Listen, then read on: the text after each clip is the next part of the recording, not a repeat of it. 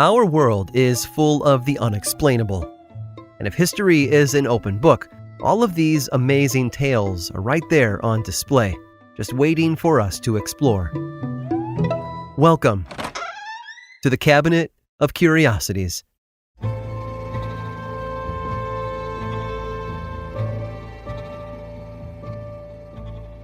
As the conflict between the North and the South boiled during the mid-19th century, Southern slaves did all they could to flee their captors and rebuild their lives up north. Many ended up in Canada, while others settled in states like New York, Connecticut, and New Jersey. It was in New Jersey, in the town of Quinton to be exact, where John Barry lived.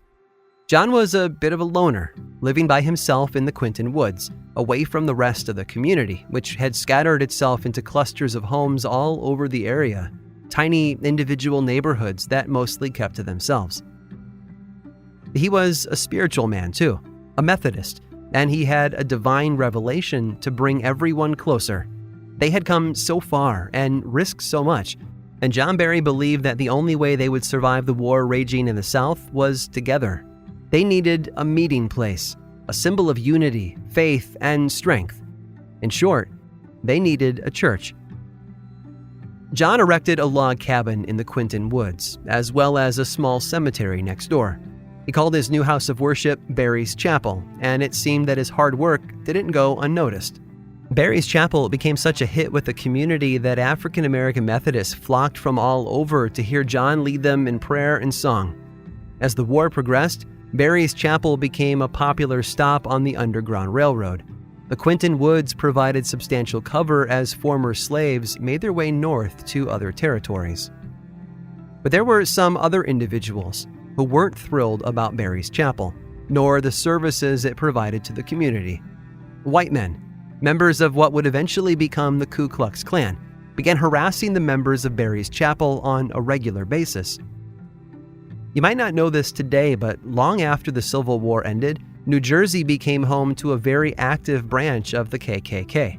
In fact, a meeting held in 1923 once garnered a crowd of 12,000 members who surrounded another church in order to tell the congregation that they weren't welcome there. Town historians still regard the Klan as the chief harassers of Barry's Chapel during the 1920s. They broke up meetings and harassed members, until another church opened up not too far away.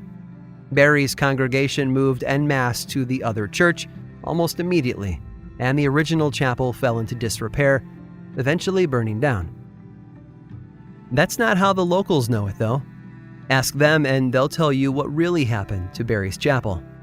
According to people who lived in Quinton their entire lives, the church never made it to the 20th century. It didn't even make it to the 1870s.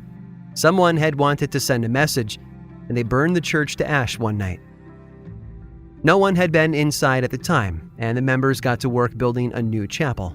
It was bigger, better, and able to fit more worshipers inside.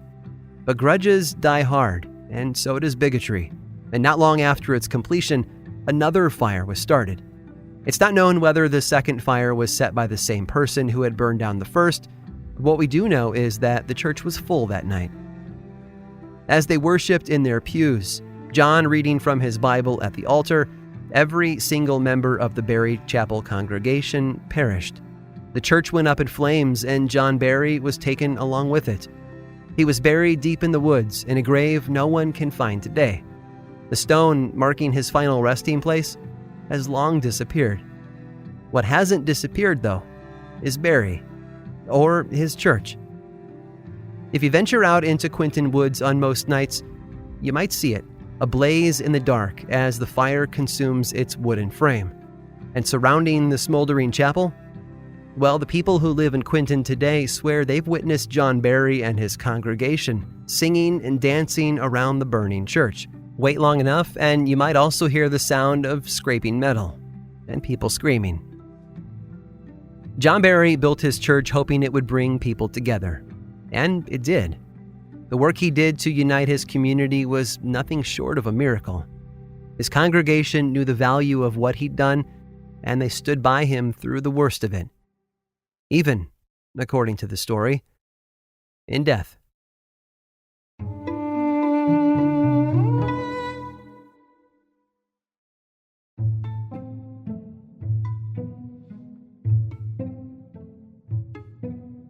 Theodore Roosevelt is remembered today as an icon of strength, and for good reason.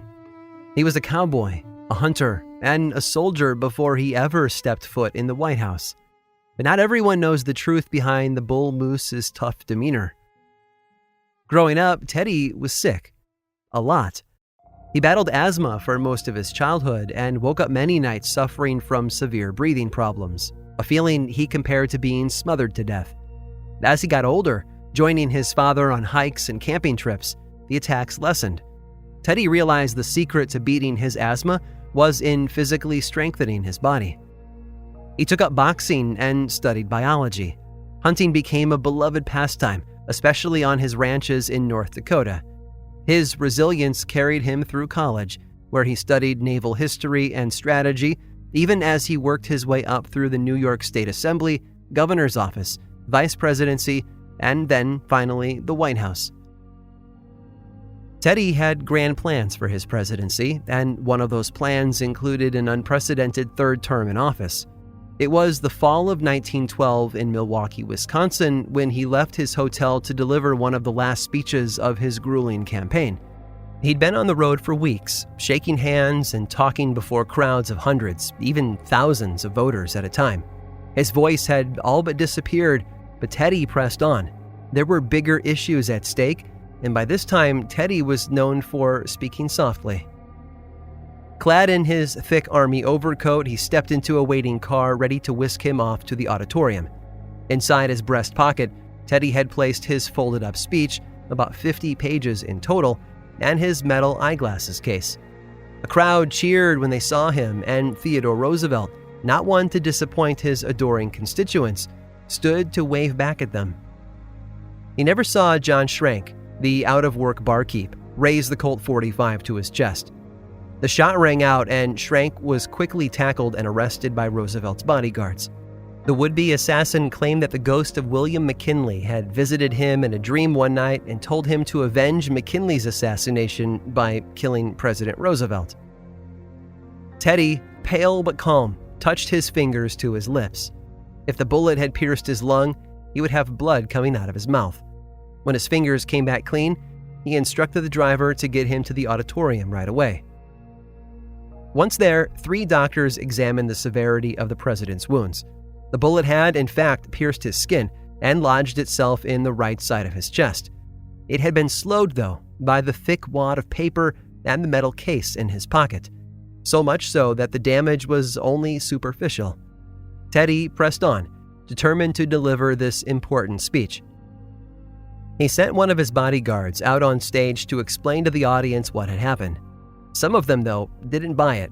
One man shouted an all-too-familiar refrain, "Fake!" Teddy took to the stage, the blood-stained shirt on display for all to see. He held up the speech with the whole going straight through all 50 pages, and just like that, the crowd fell silent. He spoke for an hour and a half before finally heading to the hospital. Doctors were unable to remove the bullet, but Teddy lived on with it inside his chest for the rest of his life. His valiant efforts didn't win him any points with the voters, though. 1 month later, Woodrow Wilson won the election and became the 28th president of the United States. But Teddy wasn't fazed by the attempt on his life.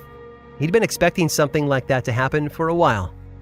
When asked how he was able to remain so calm and deliver his entire speech, even after being shot in the chest, this was his reply. In the very unlikely event of the wound being mortal, I wish to die with my boots on. I hope you've enjoyed today's guided tour of the Cabinet of Curiosities. Subscribe for free on Apple Podcasts or learn more about the show by visiting curiositiespodcast.com. This show was created by me, Aaron Mahnke, in partnership with How Stuff Works. I make another award-winning show called Lore, which is a podcast, book series, and television show, and you can learn all about it over at theworldoflore.com.